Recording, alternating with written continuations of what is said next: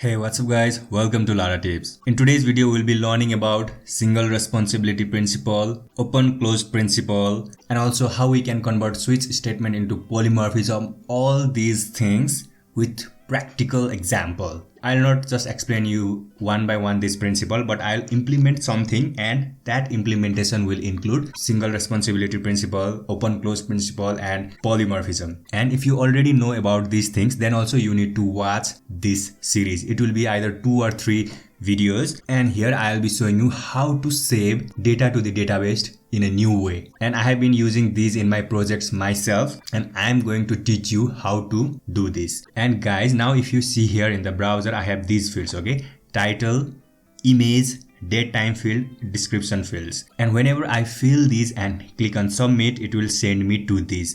And here guys, I am only taking the fields that I want to save, okay, these things, and I am passing that data into this save model class. And this is the new article. Since we are creating a new article, so I am passing the model over here, and I am running execute. And guys, you can see here there is image field also. Of the uploading of the images and the naming of the images, everything will be handled by this save model. And for this to be possible, we have to look at articles model.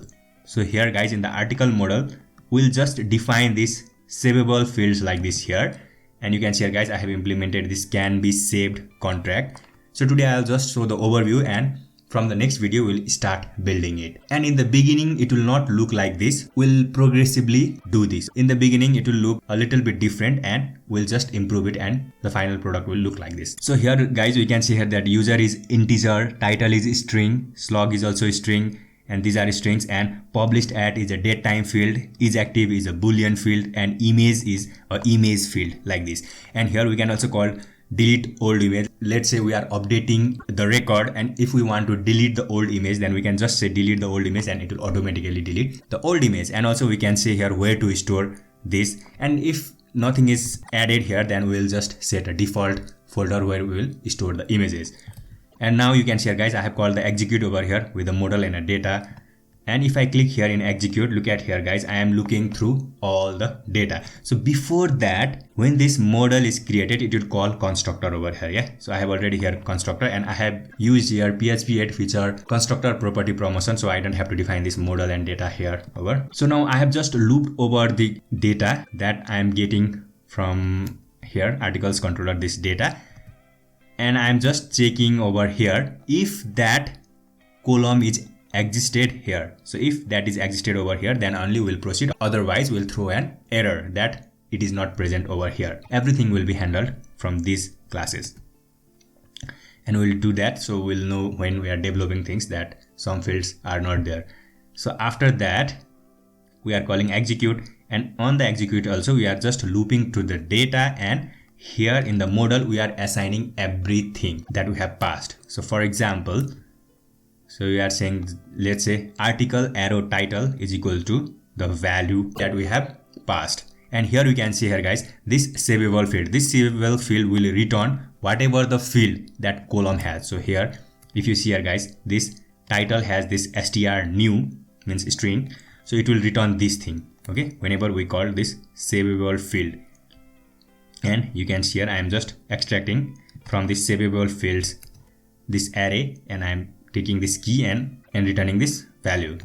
And if I go here in the save model, and you can see here guys, it reads so humanly. So I am just set, so this field set value on column of model and then execute. So that's it. So for string, it will be very simple, just assign the value, and in case of image, we'll just upload that image to the file system, and it will use the default Laravel file system, and we can change that from here as well if you want to change. And now I'll show you an example guys. So here, if you see here inside the public, so there are no any images, okay. So I am doing it like this, and here in the articles controller, you can see here guys, I haven't done anything. I have just called this, okay. No save code has been written here. Everything is inside this save model. And now if I come here in the database also, if you can see here guys, the number is 21 over here, the latest one, okay. And now if I come here and let me fill it, and just this image let me add there, okay. So these are the data, and this date time also will be automatically saved because we have defined a date time value. And now if I click here submit, guys, you can see here it is returning success because we have just returned success from here. And if I come here in the database and refresh over here, now you can see here, guys, that same data is over here. Okay, and you can see here, guys, this image name is also automatically generated, and you can see the same data over here published at and this description.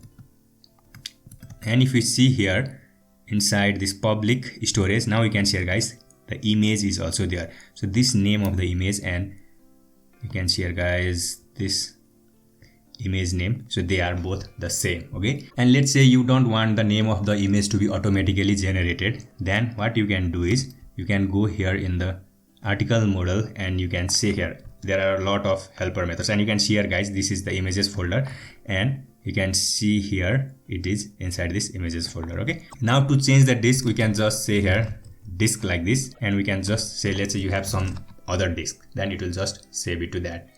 Let's say you want to save it to the S3, then you can just write here S3. Yeah, it will work the same way.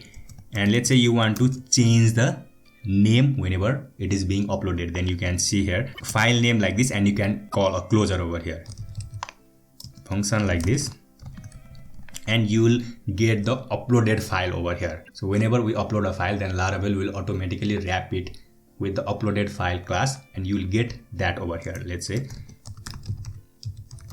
uploaded file, and let's say here uploaded file like this. Okay, and we'll just return the name of the file that we want to be saved in the database and as well as in the file system. We'll say here uploaded file get original file name like this. Now we'll get whatever the name of the file and we'll return it. Now let me go here in the browser and come back,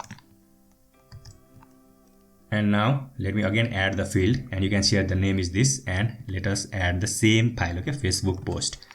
And now if I click on submit now, and if I come here in the database and refresh here, now you can see here, guys, the name of the file is Facebook post, and you can see this title, yeah, that is matching. And now if I come here in the file system,